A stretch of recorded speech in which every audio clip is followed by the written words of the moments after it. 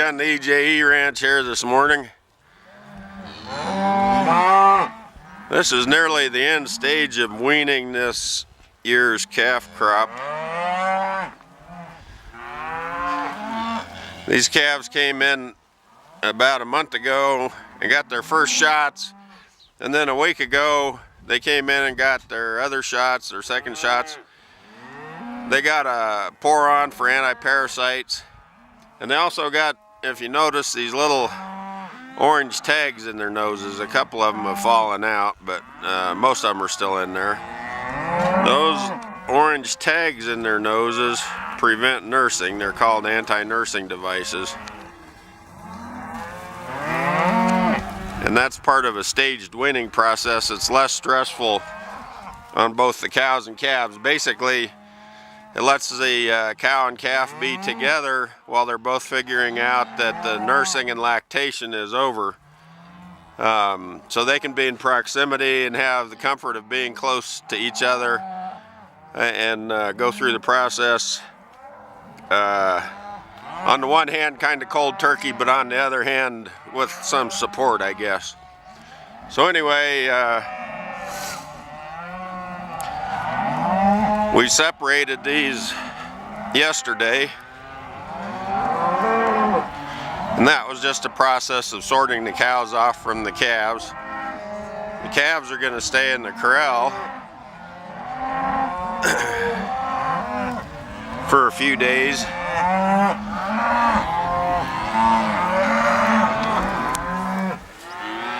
And as you might be able to tell, this final separation is a little bit harder on the cows than on the calves. They have very strong maternal instinct, and they're concerned is a human word, I don't know the cow word, but you know, they're concerned about their babies. They don't think of them the same way that we think about babies. They don't think the same way we think, but we don't speak or think cow, so we use our own language to get the point across. As you can see, some of these cows are just out here grazing away and not terribly concerned.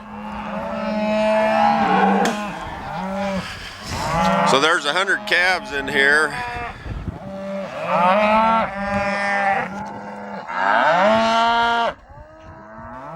There's one with an anti-nursing device.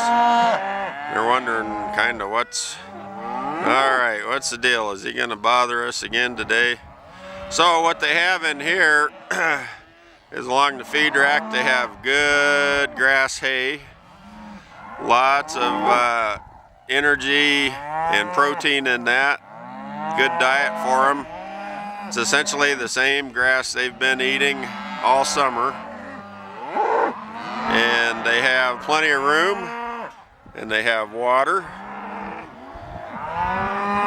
and they need those things and time.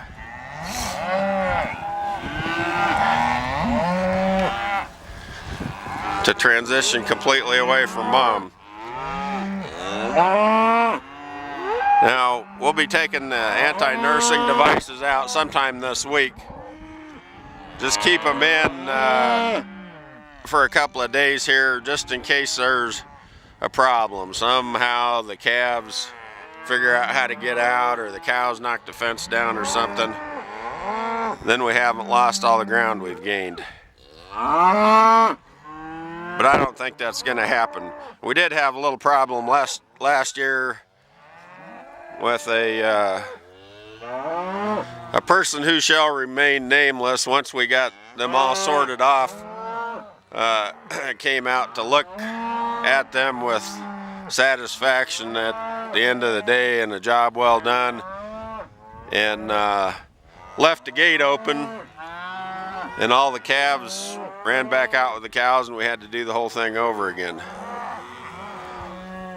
which to some extent defeated the purpose of trying to reduce the stress.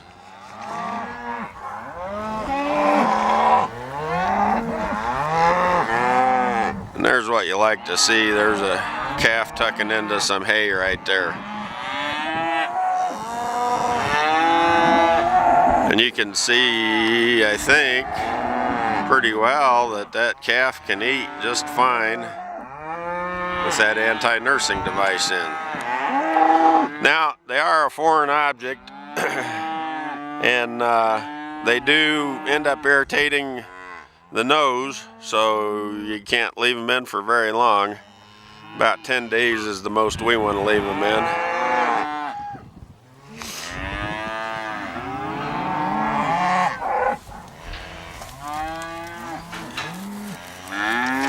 It's a little bit curious that these cows are raising such a ruckus, and of course maybe you can see over there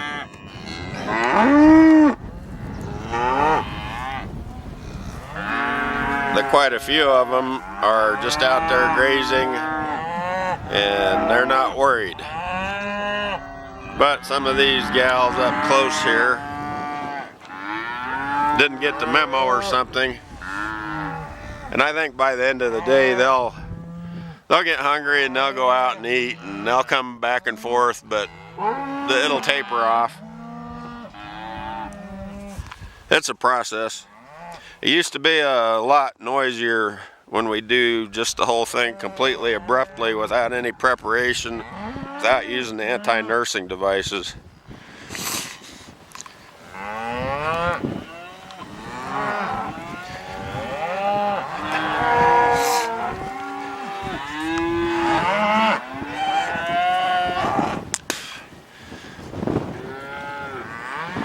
And believe it or not, part of what I'm doing by being in here is helping to acclimatize these calves for going to the feedlot at some point, where they'll be around more people. And so a low dose of one guy coming in and moving them around is a good way to start that, because strange new environments and having people around is a stressor too. And all of those stressors detract from the ability of the calves to produce beef, and that's what they're all about.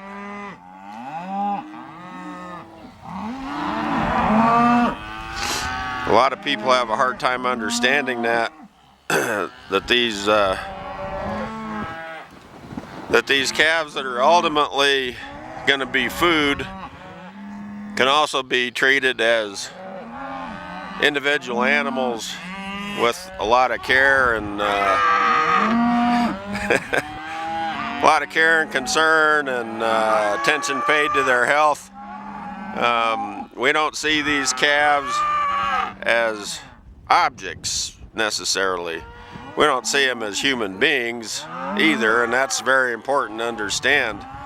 But we don't see them as just things. They're living beings, and we brought them into this world, and it's our responsibility to treat them well, to make sure they don't get sick, to give them the opportunity to be healthy, to be in a clean, comfortable environment, a clean, comfortable cow environment, which is completely different than a human environment.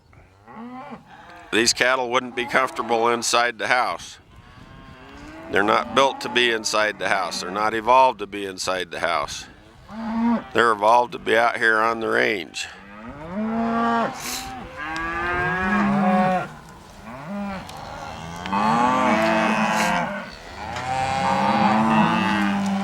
If you could look at them with my eye, you would see that they're still missing their mom, in the sense that a calf misses its mom, and this is a whole new experience for them, so they're somewhat nervous about that, but they're already settling down.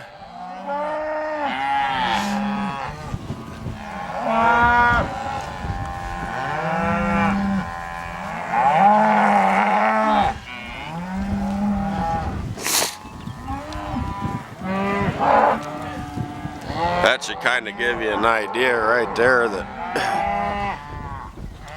cattle are herding prey animals, and they have that instinct to herd, to bunch up, to be together, especially when they're stressed a little bit.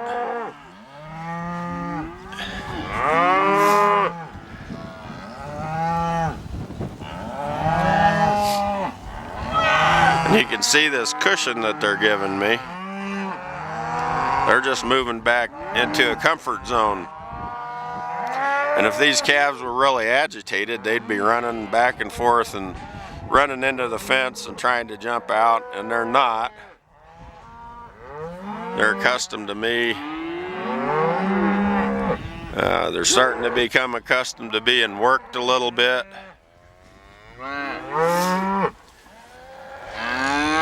They know that they don't like necessarily having me in close proximity, but they know that nothing bad's happening to them.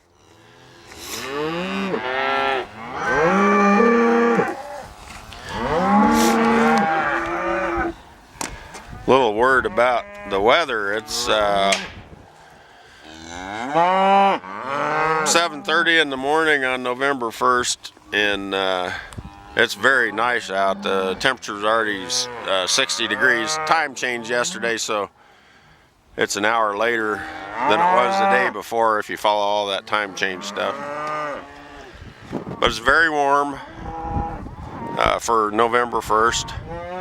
I'm in just shirt sleeves. Of course, I've got plenty of insulation, so you can see there's a little bit of weather moving in. We're expected to have some snow by late in the week. First snow of the year. So anyway, sights and sounds of autumn weaning on the EJE Ranch in Nebraska. Hope you're having a great day. I sure am.